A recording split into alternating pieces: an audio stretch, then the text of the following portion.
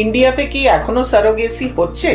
ইন্ডিয়াতে এককালে অনেক সারোগেসি হতো, এমনকি বাইরে থেকেও কাপলসরা এসে ইন্ডিয়াতে সারোগেসি করাতেন, কারণ ইন্ডিয়াতে সারোগেট পেতে খুব সুবিধে হতো।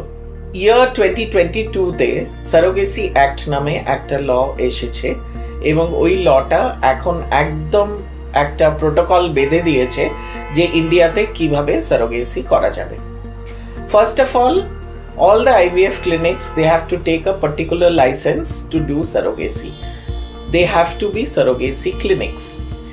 তো আপনি যদি সারোগেসি করাতে যান তাহলে প্রথমে আপনাকে একটা সারোগেসি ক্লিনিক চুজ করে সেখানে যেতে হবে। তারপরে কেন আপনি সারোগেসি করাতে চান সেটার জন্যে একটা প্রপার গাইডলাইন আমাদেরকে দিয়ে দেওয়া হয়েছে।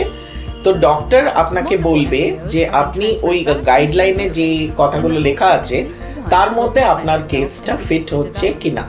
যদি আপনার কেসটা ওই গাইডলাইন অনুযায়ী ফিট হয় তাহলে ডক্টর আপনাকে একটা সার্টিফিকেট করে দেবে যে হ্যাঁ, so and so couple wants to do a surrogacy.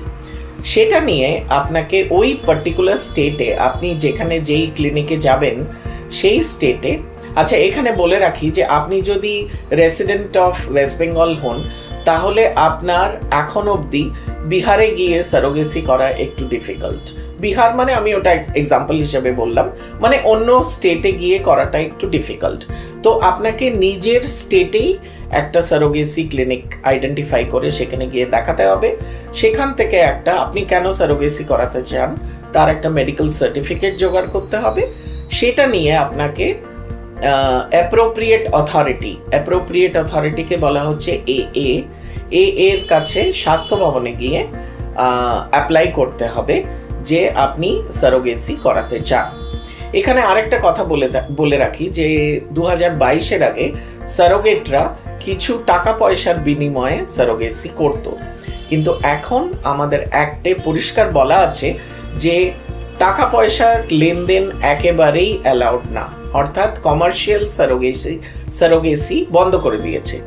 Surrogacy হতে হবে আলট্রুইস্টিক কথাটার মানে হচ্ছে যে সে কোনো টাকা পয়সা না নিয়ে আপনাকে অন হিউম্যানিটেরিয়ান গ্রাউন্ডস আপনার সারোগেট হতে রাজি হয়েছে, এরকম ভাবে একটা এগ্রিমেন্ট তৈরি করতে হবে। যদি কেউ এই নিয়মটা ভাঙে তাহলে সারোগেটের জন্যও পানিশমেন্ট আছে, যে ক্লিনিক করবে তার জন্যও পানিশমেন্ট আছে, আর যে কাপল সারোগেটকে নিয়োগ করবে তার জন্যও কিন্তু একটা পানিশমেন্ট বলা আছে, এবং সেই পানিশমেন্টটা বেশ কঠোর। It's not a very frivolous punishment. সুতরাং এই জিনিসগুলো মাথায় রাখতে হবে। তারপরে স্বাস্থ্য ভবনের পারমিশন পেলে পরে ওই সারোগেসি ক্লিনিক সারোগেট আইডেন্টিফাই করে আপনার আইভিএফ করে সারোগেসি প্রসিজারটা করতে পারবে।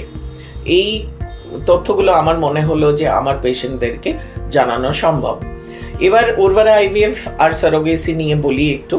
আমরা 2022-এর আগে অনেক সারোগেসি করেছি এবং সারোগেসি করে আমাদের এখান থেকে অনেক বাচ্চা জন্মেছে, কিন্তু 2022-এ লটা আসার পরে আমি আমার ক্লিনিকের সারোগেসি ক্লিনিক হিসেবে রেকগনিশন নিইনি। তো আমরা হলাম লেভেল 2 আইভিএফ ক্লিনিক, আর আমরা উর্বরাতে আর 2022-এর পর থেকে সারোগেসি করছি না।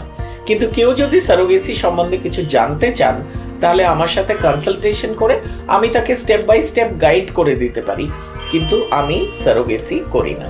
আমি অন্য কোনো সারোগেসি ক্লিনিকে তাদেরকে রেফার করে দিয়ে থাকি।